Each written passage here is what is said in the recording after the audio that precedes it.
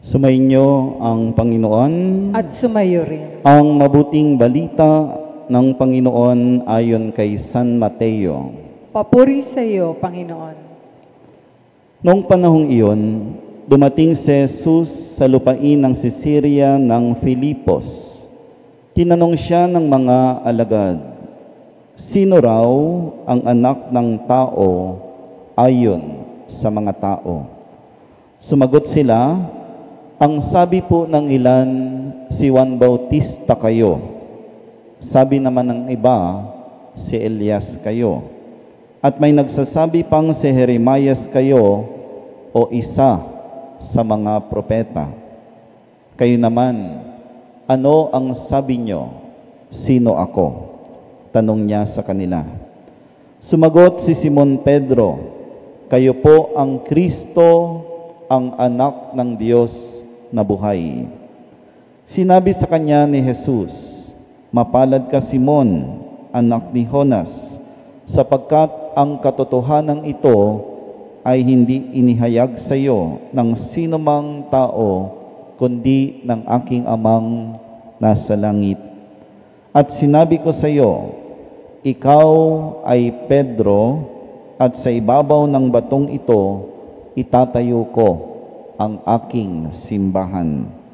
At hindi makapananaig sa kanya kahit ang kapangyarihan ng kamatayan.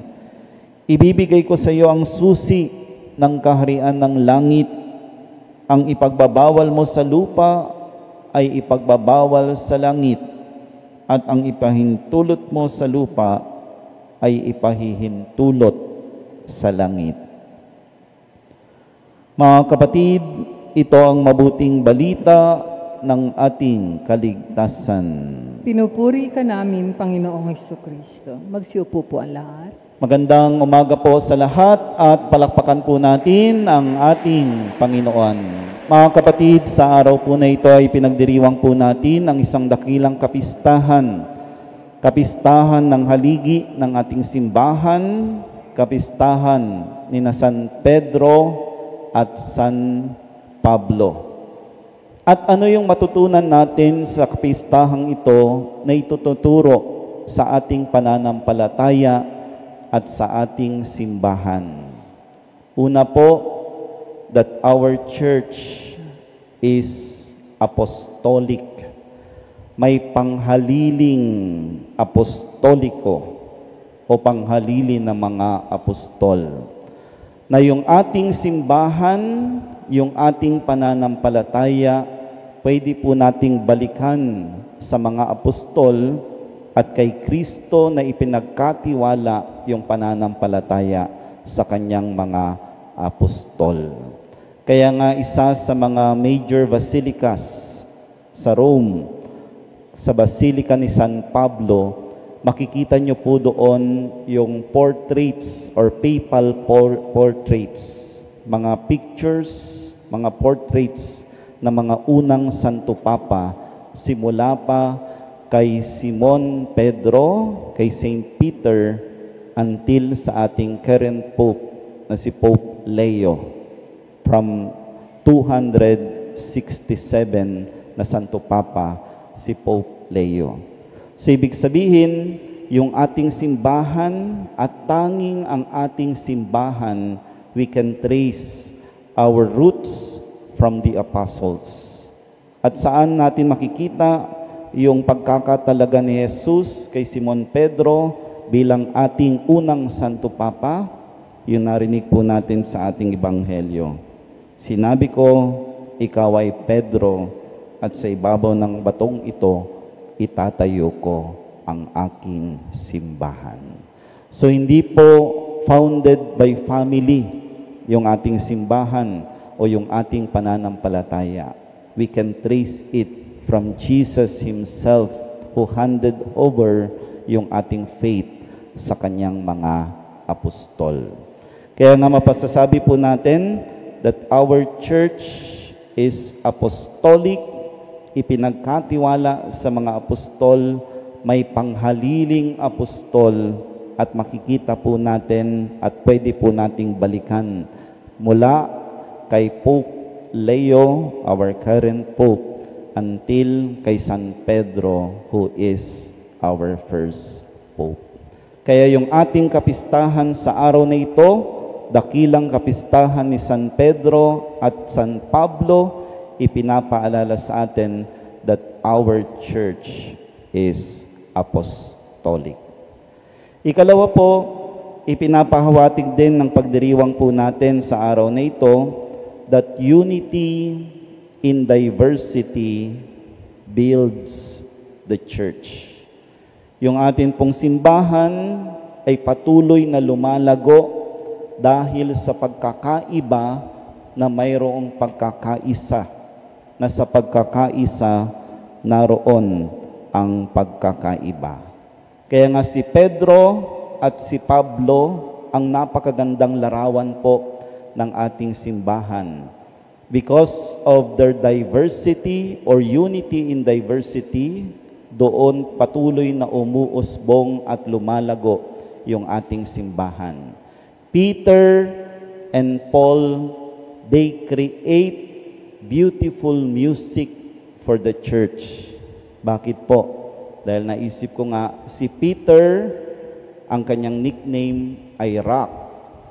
At si San Pablo is always on the go.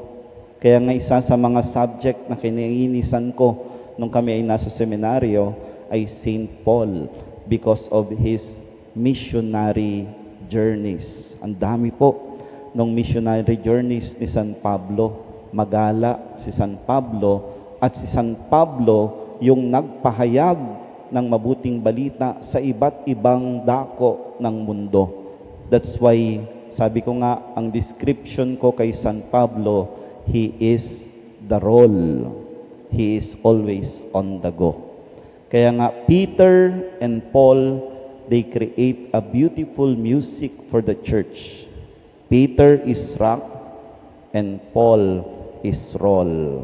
Sabi nga natin, rock and roll. And they will create a beautiful music for the church. At yun po yung description nung dalawang alagad. Makikita natin that unity in diversity builds the church. Bakit po sana makikita na lang natin na yung simbahan natin pare-pareho, di ba? Para masabi natin na talaga yung ating pananampalataya ay may pagkakaisa. Pero bakit magkakaiba yung ating simbahan? Bakit iba't iba yung korte ng ating simbahan? That is what we call charismatic. Because our church is charismatic. Unity in diversity. Because unity is not uniformity. Hindi dahil pare-pareho yung ating simbahan, ibig sabihin mayroon ng pagkakaisa. Unity is not uniformity, but unity is a product of harmonious diversity. Na sa ating pagkakaiba, naroon ang pagkakaisa. At sa ating pagkakaisa, naroon ang ating pagkakaiba. Kaya nga we can call our church charismatic. Pag sinabi natin charismatic, gifts coming from God.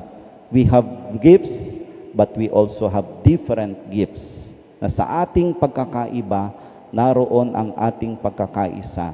At sa ating pagkakaisa, naroon yung ating pagkakaiba. Yan yung ipinapahayag ng kapistahan po natin sa araw na ito. Si San Pablo, always on the go, yan yung kanyang paraan ng misyon. Samantalang si San Pedro naman, nananatili o haligi o yung tradisyon na mananatili at katulad ng isang bato, hindi matitinag.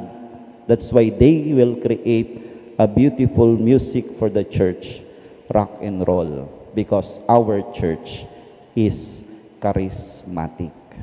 And third, our church is salvific, because we believe na lahat o ang kaligtasan ay para sa lahat.